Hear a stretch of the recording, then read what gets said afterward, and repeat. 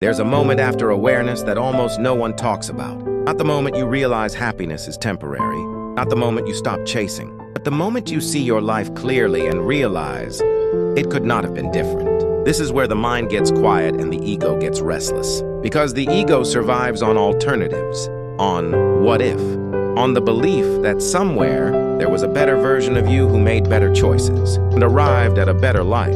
But awareness does something dangerous to that story. It collapses it. You start to see that every decision you made came from who you were, with what you knew inside the nervous system you had at the time. Not from weakness, not from failure, from conditioning, from history, from survival. And suddenly, comparison stops working. Not because you're enlightened, but because it no longer feels honest. This is the phase where peace begins to emerge, not as excitement, not as relief, but as recognition. Recognition that your life wasn't random, and it wasn't wrong.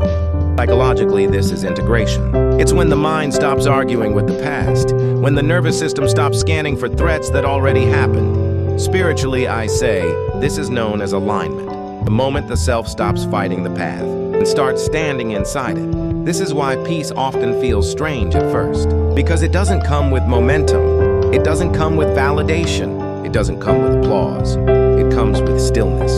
And stillness exposes something uncomfortable. There is nothing left to fix before you are allowed to be here. Most people mistake this moment for stagnation. They say, I should want more. I should be doing more.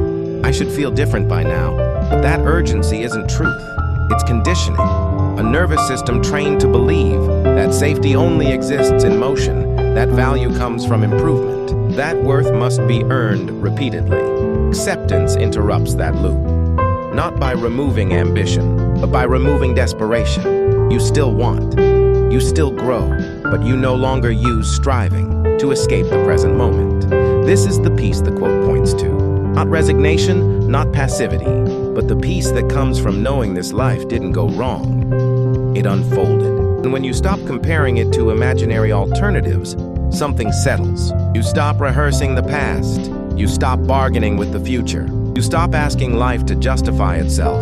And what's left isn't emptiness. It's presence, quiet, stable, unperformative. This is where fulfillment stops being fragile, because it's no longer dependent on things going a certain way. It's rooted in something deeper than happiness. It's rooted in reality. Signature ending peace doesn't come when life finally looks the way you wanted. It comes when you realize it could not have been other than it was, and you stop.